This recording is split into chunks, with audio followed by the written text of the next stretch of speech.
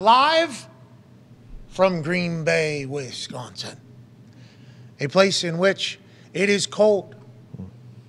Playing in a game this past weekend down in Miami that had snow show up, won a game that they had to win, now staring at a future in which the playoffs are very much in front of them.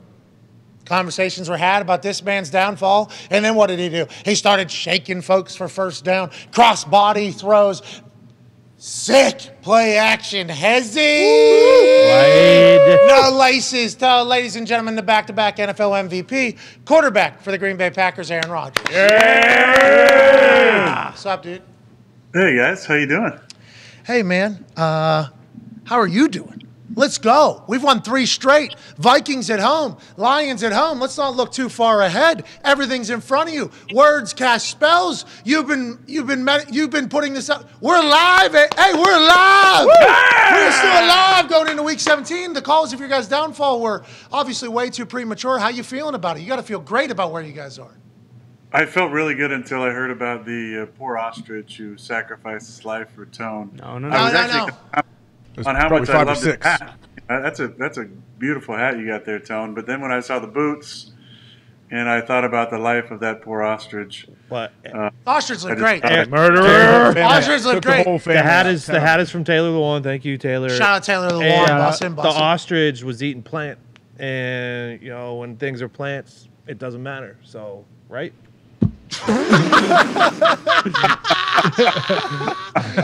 The ostrich lived a great life. Thank you. Anyways, he got hugged to death. I'm sure he was hugged to death. Yeah, I'm sure. Yeah. Bear. Yep. No bear. Obviously, we wouldn't have the boots, but nonetheless, ostrich was perfectly fine. Yeah. The boots look great. So do the Packers. You guys are sitting in a fantastic position here, and I know you try to keep as much out as possible. And earlier in the year, there was conversations about like some of your teammates, and I think it was Jair who said, if we lose next week, then we're in real trouble. And you were like, I don't like us talking about that. But there was a lot of conversation about you guys being dead, moving on to a next chapter. Is Aaron going to get benched, traded, or pulled? And now with 2 games left, division opponents that you know very well, you're back in control. The roller coaster this year has been wild, or have you tried to stay above it or out of it all? No, it's been a wild roller coaster for sure. I don't think you can't really stay out of all of it. You're going to hear about it one way or another, whether through a friend or Tom Fanning or just get a feeling of what's going on. But it's been great. A lot of really important lessons. When you're winning cures a lot, and it kind of glosses over sometimes some of the most important parts of this game that you got to keep intact. Otherwise, you'll have a little bit of a down spell. We kind of went through that. Thankfully, there were a few moments that felt like maybe the rock bottom that we got through, and now we're on the other side. Now, we're not in the perfect position. The perfect position would be like in 2010 when we were 8-6, and we had just watched Deshaun Jackson with that incredible punt return against the Giants, and we knew, regardless of what happened that night against New England, we had 2 remaining games at home against the Giants and the Bears in that year. And if we just won those 2, we were in the playoffs. So that was a little bit different scenario. We came out and had a great game against the Giants and then won a barn burner 10-3 against the Bears to sneak in the playoffs as a 6th seed, and the rest is kind of history.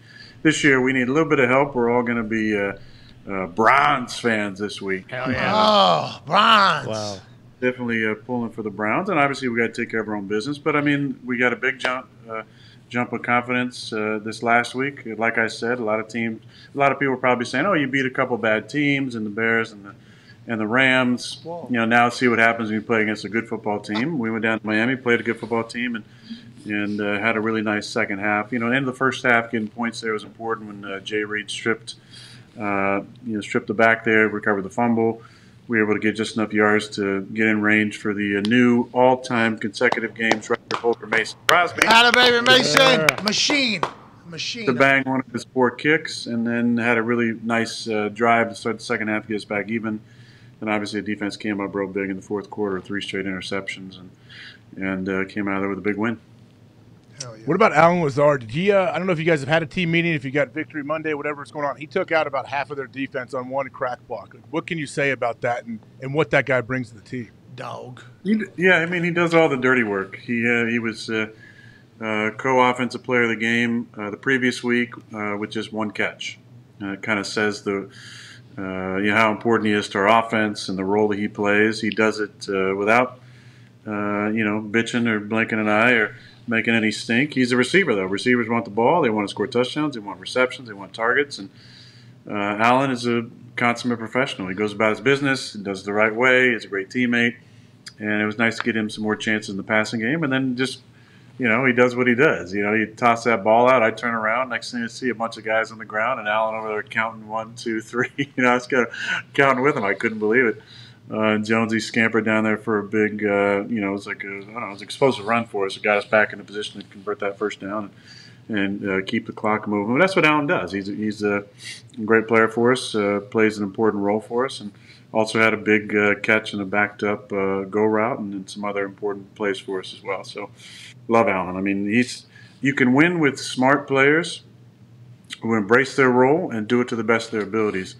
That's what competitive greatness is. It's doing your best when your best is needed at all times and not, letting your ego get into it like it's so natural for all of us because we all have egos and we all want to be important parts of the game. But Allen has a great balance of doing his job, keeping his ego in check, and being an incredible teammate. And I think he deserves all the respect and credit that is due to him. Hell yeah. Is this what you guys do? Hell yeah. You do this. Yeah, ATT, baby, ATT. Hell yeah. I don't know what it means. Could be a lot of things. It means at the top. I think it's not some sort of half Illuminati symbol. Oh! What? What? That's not real, right? Nah, of course not. All right, let's move on. You sure? That's amazing. There's so many articles just immediately are about to get Aaron Rodgers mentioned. So. ATT does not mean that. It's fascinating. But let's talk about your team seemingly getting healthy at the right time, too. Are we wrong in that? Is there a chance Bach comes back? But Dobbs is back making plays for you. Saw Cobby make some plays. Christian Watson obviously coming into his own. AJ's becoming this powerful back that you need. Feels like on the offensive side, and I'm sure you know the defense side as well, right time of year, you guys are starting to click. Is it because of health? What do you think it is because of? Well, I think it is a big part of that. I mean, obviously we lost Rashawn Gary midseason. He's not coming back. But we've gotten a lot of guys back. Now we had a couple of our major playmakers come out of the game on Sunday. Christian got a little banged up, and Keyshawn, who's been, you can't Unbelievable. You can't talk enough about the impact that he's had for us in the return. How about game. coming out? How about coming out and having the ball in the 6 or whatever going in after? How nice is that? How nice is that? It's never happened. I don't think we've had a return for a touchdown since. I mean, I think we've had one in all my time, a return for a touchdown on a kickoff, and that was Randall Cobb back in 2011. But this play is incredible. Obviously, nice job with the blocking, but Key is so slippery when he gets out in the open field. And he's fast enough to outrun a lot of guys, even some of his own teammates. It looks like on some of this play, but yeah, I love Key. He's again, like Allen. You can win with smart, tough players who embrace their role and do it consistently at a really high level, and that's what Key does. And he also brings his edge. This trash talking edge. This again, I'm going to say it's competitive greatness. He is willing to put his body on the line every single week to play, and I just saw him today when I was in there, and he came out of the game, but I think he's going to try and play this week. So that's just the type of guy that he is. As far as Bach goes, I don't want to say too much. I don't want to jinx him or anything. He's my cart buddy, and I'm sure if I say something that gets back to him, he's going to be bitching about it for the 2 minutes and 23 seconds. We drive down to practice, but I feel confident that he's going to be practicing this week and hopefully trending towards playing. Here we go, Bach. Guess who's Bach? Bach again. Bach is Bach. Tell a friend. Bach is Bach. Bach is Bach. Bach is Bach. Bach is Bach. That's awesome. These are big games, Bach. Excited you're back there. Congrats on the appendicitis appendectomy recovery. We've been told his was super serious. There's different levels of appendicitis and appendectomies and everything. His was at the topper level. He's had a rough year of rehab, 2 years, I guess, rehab, recovery. Think you're back, you're not back, mentally, physically. He's been through it. These are two big games. Excited he's trending towards being. Congrats, Bach. Proud of you, Bach.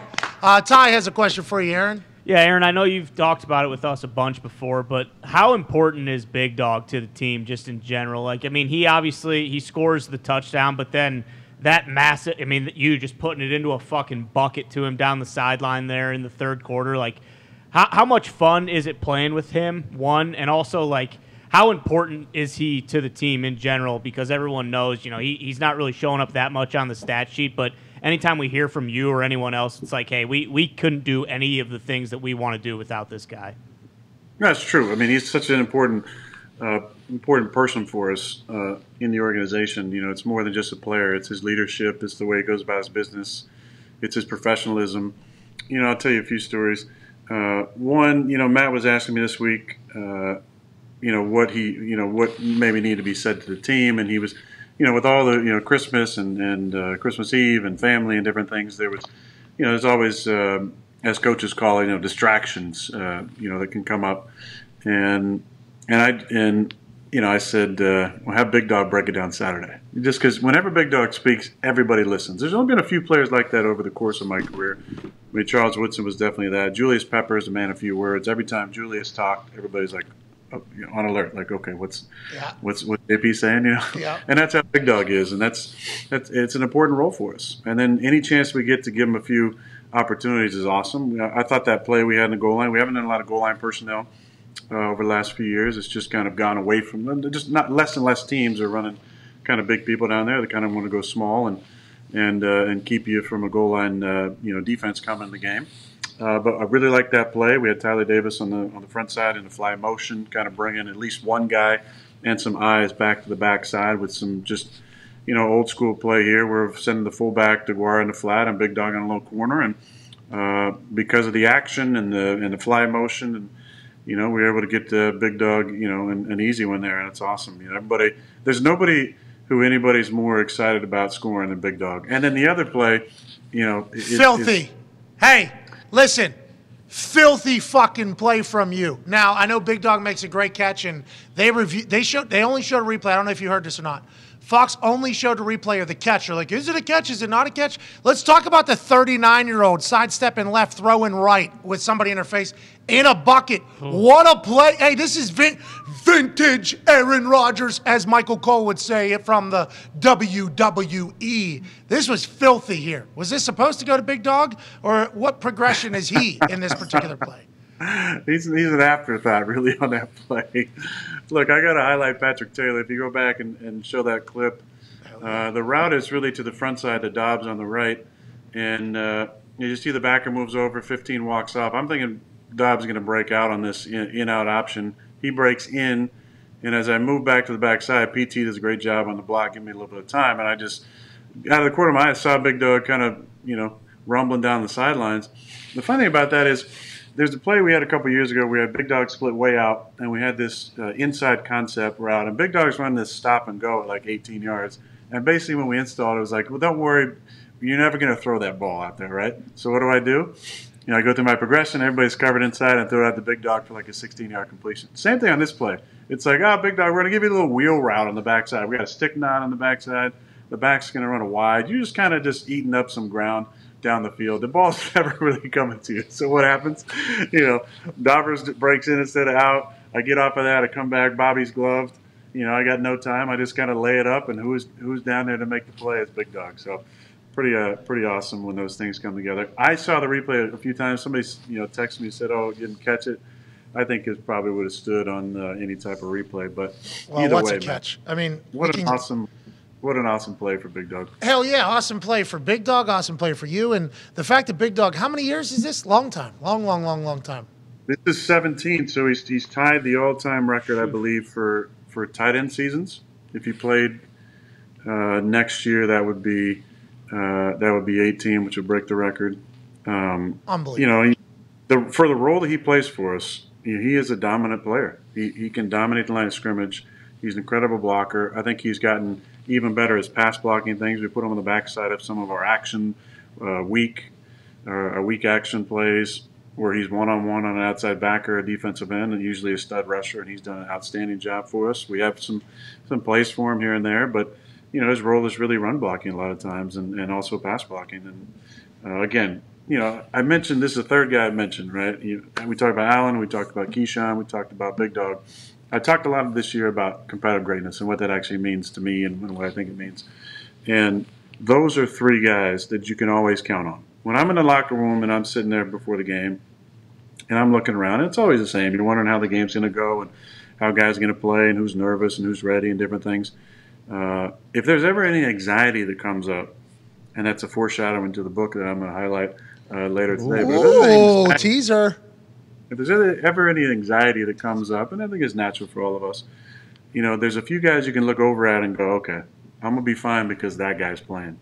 And those three guys that I've talked about today are all guys you can always look over and go, okay, I know we're going to be fine because we got Key returned. I know we're going to be fine because I got Allen out there, who's one of the smartest players in the game and is incredible at his role for us. I know we're going to be fine because I can look over and we got Big Dog who's going to make sure that he's dominating the line of scrimmage and putting out the type of film he wants to put on tape. And if he gets any chance to make plays, I know he's going to make those plays. How about 17 years in, to your point, wheel route afterthought, running at full speed still? Yeah. You know what I mean? Not even in the progression. Hey, 17 years in, we need your big ass to go run like a 65-yard sprint real quick, full speed, or it doesn't work. Probably not going to get the ball. There's zero chance you're going to. And then all of a sudden, when the play needs to be made, he's right there. That's a consummate pro. More buildings need that in there, and I think you guys are lucky to have it. I'm thankful that you guys have respected and appreciated that and kept him around.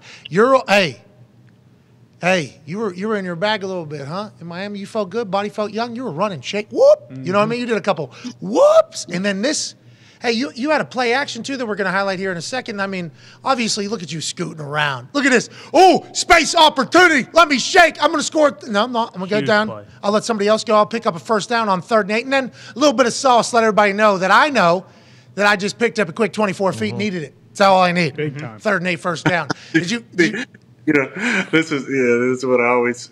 The worst thing you want to do is celebrate when it's coming back, and I actually was guilty of one of those later on. But right when I got up, I just took a peek behind me. Is anybody holding? Okay, good. All right, now I can signal, first down here. But yeah, I felt like there's been times where I've needed to run the last 5 or 6 weeks and made sure that I'm not forgetting about that part of my game. I think as you transition to an older player, you have to be more comfortable making plays in the pocket and working in a little tiny kind of 2-yard by 2-yard box and subtle movements in the pocket to get you to your throwing spots. But, I've always been able to run the football at times. Obviously, I ran for way more yards when I was a younger player and was constantly, above 300 yards rushing for the season. The last couple of years, it's been much less. But I've found some times, if I can run for a first down a game, that's probably going to give us, an opportunity to put more points on the board. So I'm never going to, lose track of that. I feel like my best run of the game actually got called back. I moved to the left, kind of. You guys obviously don't have that clip, which would be a little bit more of an athletic clip, I feel like. Because the first one, I got in the open field. The eyes get big. Maybe I'm going to score this. You give a guy a couple shakes, he doesn't move. Okay, I'm going to go down here. Let's not do anything real stupid here. But the other one, I actually got out to the left, kind of. It reminded me of this play I had in 17 against Dallas, where I kind of broke a tackle, went down the sidelines for a first down, set up a game-winning touchdown to Devontae Adams in the left corner. This was, less than that, but I got out of a, tackle and then went down the sidelines and stayed in bounds. Thought that, man, that was a great play. I do remember that. Look back, holding, I'm like, man, just wasted all that energy. You felt good though sliding. I remember that slide was like a purposeful. I remember that now, yeah. And then it all for naught, obviously. Damn, that's a shame. But the guy chasing me said I was faster than I look. I don't know if that's a compliment. Okay, so not all for naught. A little bit of a compliment, a little bit of a boost there for the old man. Got kind of a backhanded compliment though, right? Hey, you look. But I'll take it. You look real slow. No, you're deceptive, dude. Right. Because your arm's so good. Yeah, I heard Connor. I think that was the point you was making. What'd you say? I said I'm assuming that the guy thought, you look really, really slow like an AQ Shipley, but actually you're kind of fast like an AJ Hawk. Oh, but AJ too also looked so slow. He was benched in a game where he couldn't defense cover. coordinator thought he wasn't fast enough. Against the Eagles, yeah. Yeah, healthy scratch. Yeah, he said trade me. And that's because the coach just said, you look slow. Yeah. Mm-hmm. Never even said oh, you're faster than you look like guy did you. Definitely a compliment. Yeah. Definitely. Sure. Definitely a compliment. What happened to AJ? AJ was a try-hard guy. He was a coach on the field. He was, Yep. one of those smart guys out there playing. That's what he was known for. First one in, last one out. High motor. Yeah, coach's kid. Yeah. He got it all. Yeah. What do you got, AJ? Yeah, speaking of things of that nature, Aaron, if you saw Tua is back in the concussion protocol, I don't know how this exactly works. Like when you get put in after you played a whole game, I guess when it comes to like the whole protocol, how has that changed from when you got in the league until now? And what can they do? Like, what's the answer? Well, there was no real protocol back in the day. Definitely not in game. There was I can't remember exactly. Maybe in 05 or 06. I feel at some point there was some outside people. You had to pass some tests. There was always a computer test that was very difficult to pass, and then there was an in-person test that you had to pass. Then they added a balance test. So it all goes off of your baseline. To get back on the field. But there's a number of different tests, and it's all slotted like day to day. Like the first day you can do this test, the second day you can do this test, and the third day you got to do both of them again or whatnot. But look, I mean, everybody's head responds differently. I've said this many times. There's been certain guys who've taken some crazy shots, and you think they're going to be out for a week or 2 weeks, and the next day you see them and they're totally clear, totally fine. Now that might not be what's going on in their brain, but as far as the cognizance, they're able to to speak clearly. They don't have any sensitivity to light. They have no sensitivity to noise. All the kind of the markers for a concussion. Devontae is a prime example of that crazy hit he took against Chicago when Trevathan drilled him. We were all worried that this was going to be a multi-week thing. I saw him the next day. He's like, "Oh, fine." It's like, well, you're doing quite fine. Your brain took some trauma, but as far as like his ability to think and move and working out can bring up symptoms as well. Everybody's brain responds differently. So for Tua, I think now it's getting interesting because he's had multiple now in the same season. That's when it gets a little more dangerous.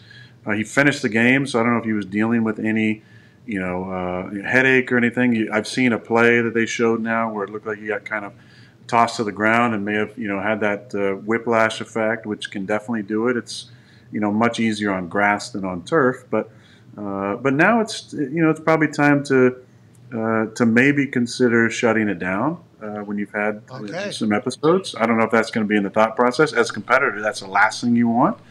But at some point, you do start thinking about your cognitive function later in life and any after effects you might be dealing with. So I'm sure they'll be. I mean, they have to now. The eyes of the NFL nation are probably on Miami now to see how they deal with this. And I like the kid. I think he's a real good kid, and I like the way that he speaks and represents his team and goes about his business. And I wish him, all the healing necessary for his brain and just the patience and just to deal with this, which would be a difficult time, I'm sure, dealing with all the attention, the doctors, and the decision on what to do. So. Yeah, I think it's going to be a lot because there's a lot in play when you talk about the future. And he hasn't hit his second contract yet, right? Mm-hmm. I mean, he's still in his first contract, so there is still a lot to be decided from a lot of different standpoints as it is a profession, and it is obviously very dangerous. And I hearing you say, probably start thinking about your life here and shut it down, that's going to be – those are going to be heavy words that are going to be – I assume, too. Is shut it down for the season, or are you saying not play again? What are you saying? No, I mean, I'm not saying not play again. I mean, there's been certain guys who've done that.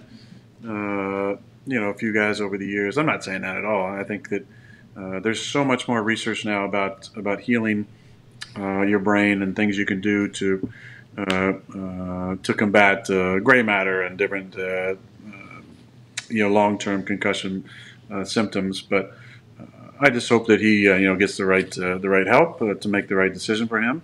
But no, I'm not talking about career. I don't think that's necessary. There's been a lot of quarterbacks over the years who've dealt with a lot of concussions. Steve Young being one of them, who kind of had to retire because of the multiple shots that he took. And Steve, Steve today, and he's on TV. He does a great job. He's really sharp and doing great. Has no lingering effects. Joe Namath has talked at length about some of the work that he's done to deal with some of the gray matter from some of the concussions that he had over the years. And there's a lot better research now. In this field, I think that can help anybody who's worried about their long-term future. But I'm saying this season, at least maybe for a week. Now, again, they're in the playoff hunt. They got an important game against, I believe, New England this week. So that's always, whether you want to admit it or not, that comes into play, whether in your mind or the team's mind. But I just hope he makes the best decision for him, and I'm sure he will. And if he doesn't play, Teddy's there. I love Teddy. He's such a good guy. I enjoyed our battles over the years in Minnesota, but he's just, again, another consummate professional who I just really enjoy what he's all about. Yeah, we love Teddy as well. I thought he was maybe going to come to the Colts at some point. Was excited about that. Got Matt Ryan and said he's healthy and active. Nonetheless, you got a good quarterback. You got to hang on to it. For you, you've dealt with concussions in the past, right? You've dealt with concussions in the past. Did that ever come up in your decision? Because I think going into this last contract here for you, a lot of conversation was happening outside of you about what you were going to do, where you're going to go. You're going to go to another city. You're going to retire. You're going to do this. You're going to do that. And you chatted about all of those things, I think, and you made a decision to come back to the Packers. How much of it was like brain damage that could potentially happen going forward, especially with, you're known as an incredibly high intelligence human hosting Jeopardy. Not a lot of sports stooges are doing that. How much, and I think Andrew Luck, there was even some conversation about potential, because of all the research that we have about brains now and what happens with football, it can almost go the other direction too, because we're learning exactly what's happening with every single hit. Did that come up in the conversation with you about future decisions, about your brain more specifically, and will that be something that comes into convo when you decide your future inevitably after this year or next year, whenever you decide to do that? That's a great question, Pat. I don't think I can say that it won't have any impact. That just wouldn't be entirely truthful. It's not near the top of the list. Got it. My last major one was 2018 in the finale. I got clotheslined, legitimate clotheslined, not on purpose, I don't think, but that was, you're 35 and starting to think about that the end is obviously closer than the beginning, and not wanting to not be able to function the way you want to function in, 10, 20, 30 years, 40 years down the line. But thankfully, I've been able to avoid any of those hits the last, 4 years. So that's been really, really good. Obviously, it's a part of our game. There's a lot of players dealing with various levels of CTE, which has been well chronicled. But I think there's a lot better research now and things you can do to stay sharp and to maybe reverse some of those effects that have come on. There's again, there's a lot of research around that I would encourage any former player or current player who's about the end, or any player who's thinking about whether or not they want to keep doing this to look into it, because the cognitive health is the most important thing for sure. There's so many beat up dudes with body and different things, but most of them still able to function pretty well. But the brain is one that you just can't mess around with. So I can't say it will have no effect on the decision, but because I've been able to avoid those the last 4 years, it's not like at the top of my mind. Okay, AQ should be a little bit closer to the top of your mind. Think about AQ with you running your face into everybody that you possibly could for 12 years. Fight Club too. Yeah, and you're in a Fight Club with Jay Glazer now. Knocking you out 2 times a week. Maybe you should start listening to the technology that's been created. Is he really in Fight Club with Jay Glazer? Yeah. Oh yeah. Well, he hasn't shown it. We saw a video. We saw a video from. Is he fighting it? Are you fighting it Unbreakable, AQ? No, not in LA. This is in Phoenix, in guy's basement. This is in a guy's basement. We actually saw a video from AQ's phone. He wouldn't let us post it. Jay Glazer and AQ were in singlets, and it was just one exhibition they were doing. And what was Jay saying? Said, AQ, you better get those fucking hands up, because this left and right's coming right down Main Street, pal. I'm going to put you on your fucking ass. Didn't he say something, too, about, like, being a center and the head trauma that comes with offensive line versus what comes from Jay Glazer? Yeah, well, he said, hey, listen, AQ, I know, J.J. Watt fucking made you look like a big fat push while you were playing, but that's nothing what I'm going to do with this right hand, pal. I'm going to knock your fucking block off, AQ. Perfect. That is perfect. It's in some random rich guy's basement during this Fight Club. AQ and Jay Glazer sparring. This is amazing. But anyways, you need to listen to what the gray matter conversation. I did. I just went and got it checked. All right, good, sweet. Yeah, we're all good. Yeah. Yeah. Right. Yeah. We're all good. Yeah. Was that pre or post fight, AQ? Post, and they said all good. I told everybody else in my life that I'm not the crazy one. They are. Yeah, this was the NFL for a line of duty test on his brain, telling him, "Yeah, your brain's perfect, 100%." And we're all like, "Okay." All right, that seems like a little bit of a cooked result. Nonetheless, happy for you, right? Thanks, man. Way to go, Al. Yeah, Professionals told you you're good. To pivot away from that and to pivot into something that makes everybody feel good, especially in Green Bay, there's a man who created the gold zone, right? We want gold. I love gold.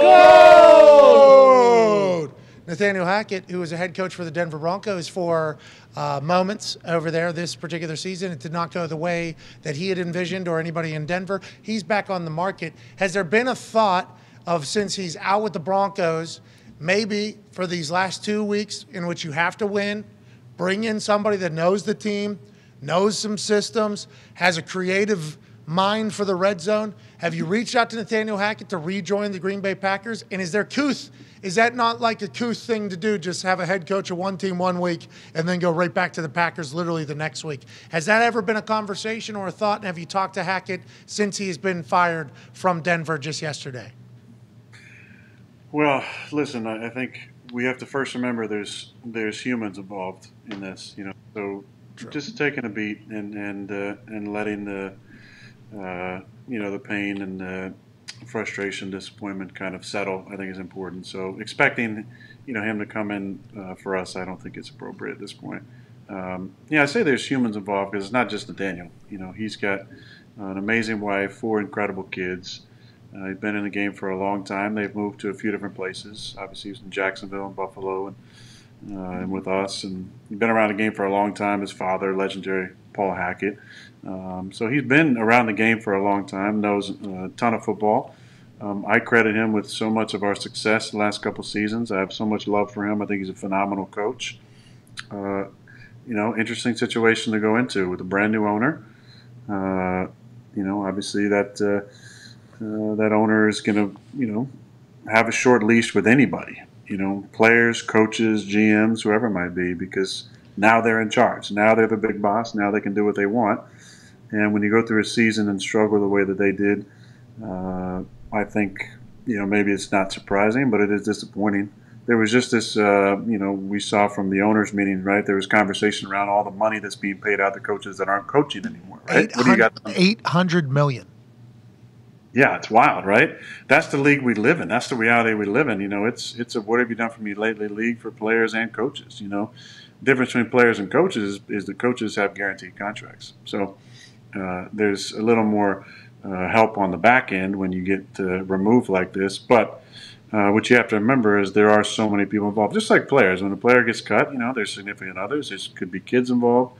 There's obviously disappointed family and friends. There's a wide web of people who are affected by one decision. So I think it's always important to have a little bit of tenderness with this and a little bit of grace. And people want to pile on top of Nathaniel. Well, I think he's a phenomenal football coach, and I'd back him up and give him a stamp of approval with any organization in the National Football League because I know how important he was to my success. I know what kind of leader he is. I know what he brings to a locker room. I know what he brings to a coaching staff. I love Nate. He's always going to be a dear friend, and I'm very thankful for the time we had together. Obviously, it wasn't a great fit in Denver for a number of reasons that I don't think I need to bring up, but the record is what it was, and the new owner decided to make a change, which is his prerogative. Hack's still going to get paid, and he's still got an incredible wife and a great family and a lot of things to be proud of, and he's got a great friend in me still. Hell yeah. Nate's going to want to hear that. Mm-hmm. Would all like to hear about the number of reasons that you think why it didn't work out at some point. Take a beat, take some time. We'll get into that later, but I'm happy you said that, and I'm sure the Hackett family and friend group that has been getting beat in the shins repeatedly all season will be pumped to hear that from Mount Rushmore quarterback Aaron Rodgers. Tone, your question for Aaron Rodgers. Aaron, you caught the Finns with 12, potentially 13 guys on the field on Sunday. Were you trying to sneak one? Oh, they gave McDaniel the timeout. You think they got the timeout in time? Were you trying to sneak one by the first-year head coach? I thought we had him. No, obviously I couldn't see what was going on over there. I was just watching the players go off the field. And so I was watching them to the left as I was taking the snap, and it felt like I knew that we had them. I didn't see where Mike was in calling timeout, but I just reiterated to them after that play, after I told the referee I didn't maybe necessarily agree with his decision, because we were dropping back. I was 4 into my drop already, and I went over there and said some. Yeah, that's what I said. What'd you say there? What was that? Bullshit. Did you say bullshit? Bullshit? Bull spit? Bull. Yeah. Oh. And then, see, that's good. They show the smiling one on me now. That's perfect. Just leave it on that. And then I reminded any staff who was looking over to me that you got to be careful when subbing. Maybe not in those words, but I didn't say it very maliciously or anything. I just said, hey, you got to be careful when you're subbing because you never know, we might try and quick snap you. McDaniel and you have any other conversation other than the one that we saw there in that particular moment? No, I have never actually talked to him. I like him from what I hear of him. I think he seems like a likable guy. I like the way that he talks in press conferences. The few clips I've seen. So yeah, I got respect for him. He's paid his dues and made his way up. He hired Todd Nielsen. AJ remembers Todd probably. He's one of the most hilarious coaches I've ever been around. He's kind of an analytics guy, hilarious dude. So to hire Todd, you must have a good personality and enjoy some jokes every now and then. So big kudos to Mike. Did you feel that when you were on the field, like, oh, there's a guy that's near my intelligence level here? He went to Yale. You two, Jeopardy. Who wins? You think? You think you think he's got a big brain? That's what everybody's saying. Big brain on that guy. Look, my competition, I believe, is Cheech Marin. So if Mike can beat Cheech, then I'll take Mike on. But I want you, Cheech. I want you. Hell yeah, Cheech. Okay. Multiple-time Celebrity Jeopardy winner. Oh, celebrity. Cheech is a celebrity. Hell yeah, Cheech. Like Cheech and Chong? Come on, Cheech. Is that Cheech from Cheech and Chong? Yeah, the Cheech. It is. Yeah. Cheech. Hell yeah, dude. Hey, Hell maybe. yeah, Cheech. I didn't know he's won multiple Celebrity Jeopardies. He's the smartest notable human being. Pothead. Yeah. Fucking right. You know what Cheech is famous for saying? Like AQ said earlier? It's a plant, bro. Hell yeah. It is, isn't it? That's right. You are what you eat. Cheech gets higher, gets smarter than everybody else. No idea. Cheech, hey, thank That's you. it. Thank you, Cheech. Love you, Cheech. Shout out, Cheech. Look at that mustache, too. That's incredible. Yeah, it is. So you guys are going to go one-on-one Celebrity Jeopardy? You think you got him? I mean, you handled your business, right? Who was it, Mr. Wonderful? I want a tournament. I want to do it. I want to be a part of a tournament. Let's get let's do a bunch of waves. Let's have 9 people come out of those waves. We'll do 3 semifinal games, and then we'll do a final. And see who makes it. Who wants some, huh? Who wants some? Fauci wants some. Fauci wants to go head-to-head. Fauci with Aaron. You remember? Yeah, I remember what you said, Aaron. I remember what you said about everything I did. Oh, you and Fauci. Oh, bring it on. I'll tell you who doesn't want some, though. Mr. Wonderful. He doesn't want anything. He doesn't want some. He already had a taste, didn't he? Yeah.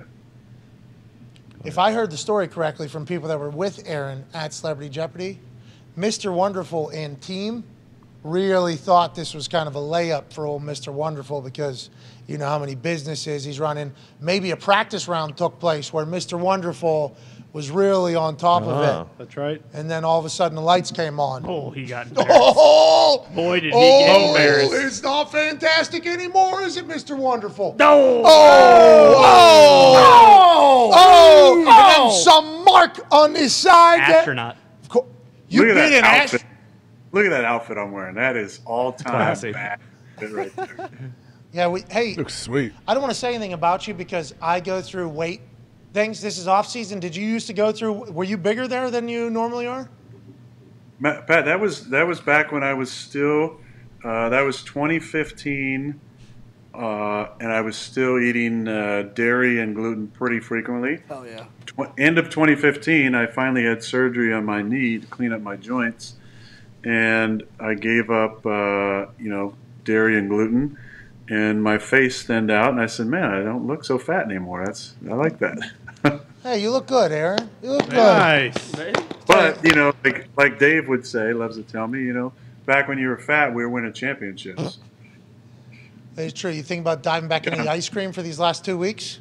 Huh? I might. might do it. You never know. Not a bad idea. Connor has last question for you before we get to the old book club. Can't wait for it. Already been teased once. Yeah, Aaron, J.J. Watt's retiring today. Did you ever fall victim to the J.J. swat, and did you have any stories about him? Because we actually showed a clip earlier, and he did do the belt in your face after he sacked you, and then he threw it to the ground. Well, that was not really a sack. Let's be honest. That was a run alert, and the guy totally blew the run alert to the right, and it was a run play with a run alert, and he was unblocked on the backside because obviously if the ball had been handed off, he would have been way out of the play. So, to me, that doesn't really count as a sack. It might put down in the record books as one, but it just goes to the now famous adage: "Don't do the belt." Whoa! Hell yeah! What happened? Nobody who's ever done the belt has really had success, a whole lot of success after doing that. So that's just the way it goes. I didn't make up the rules. People have put together compilations of it. Now, there was a game where we weren't even actually playing, and there was a member of the Bears who had a sack down 45-10 who did something that resembled kind of the belt. Whoa. And ended up tearing his knee up. There was another player on the Lions. There was another player on the Lions who did a celebration as well, premature, because there was a penalty on the play. Oh, yeah. And he got hurt in the process. So that's like the worst that can happen. Maybe the best case scenario is that you make the game close for, into the fourth quarter and end up losing. That's kind of been the standard. I'm not, that's not me shit talking. That's just me reciting facts. What has happened, the facts in the past.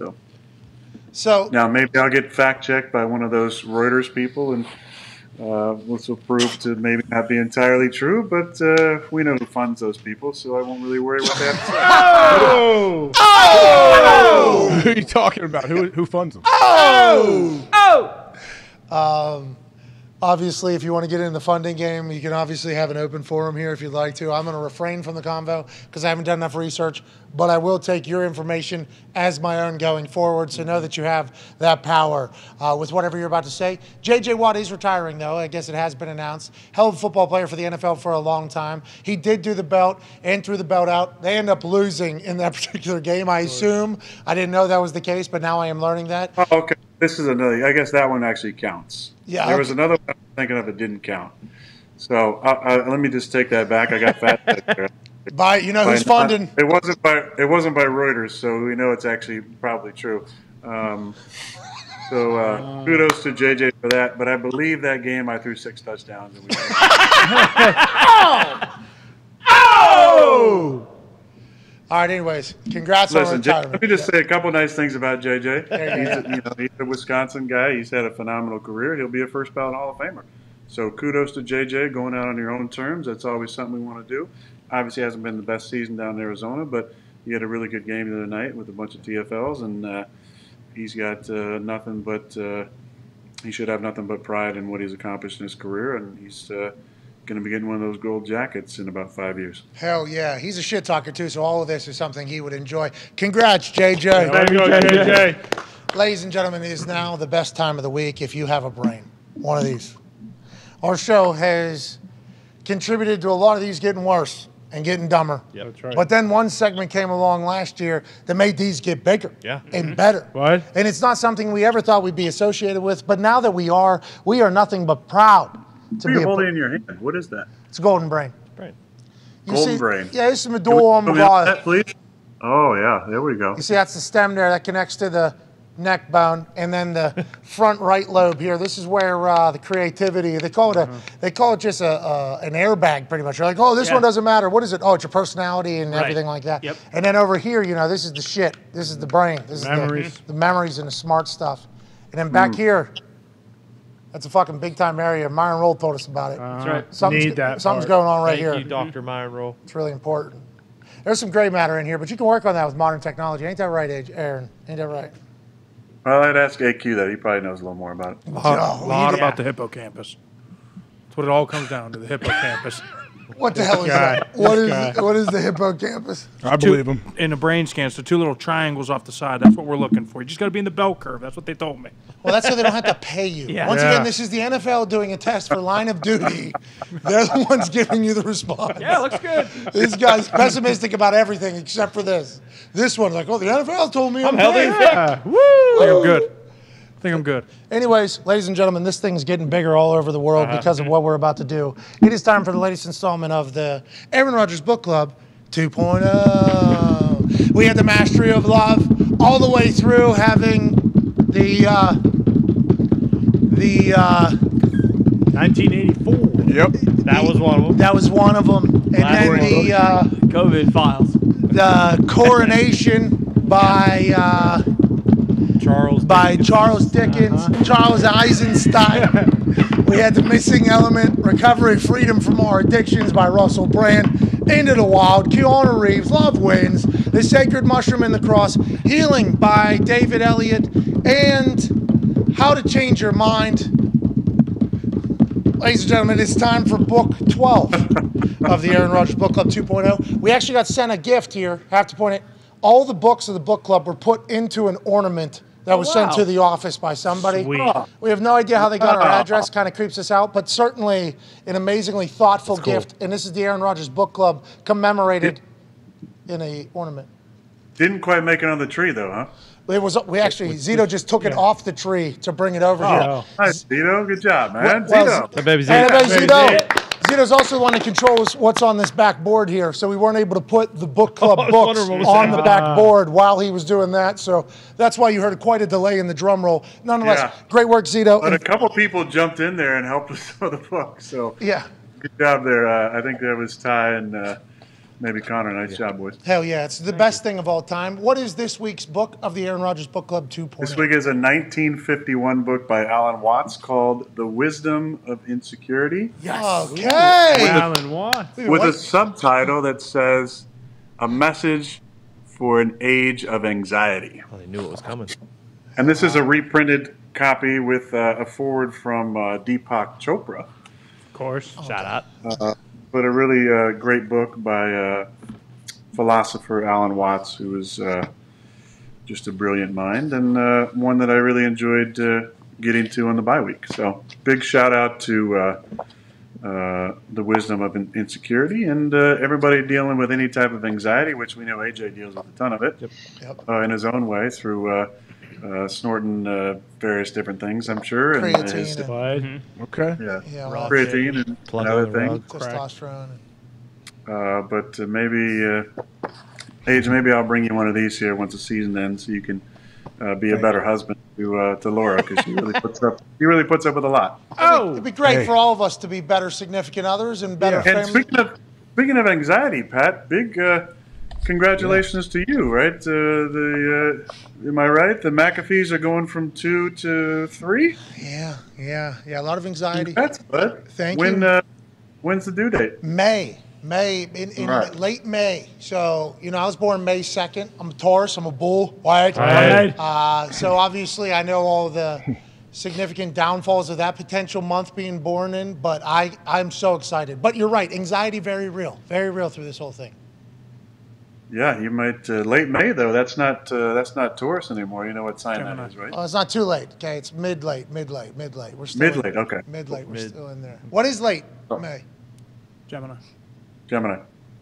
Are you a Gemini? Is that good or bad? AQ. So, May so let's May Can't have 22nd. that get her happen. a little earlier. Fucking induced a little bit Hey, earlier. Mackenzie, come on a little earlier, girl. All right. Anyways, It's Capricorn season right now, and there's a Capricorn actually, on this panel right now.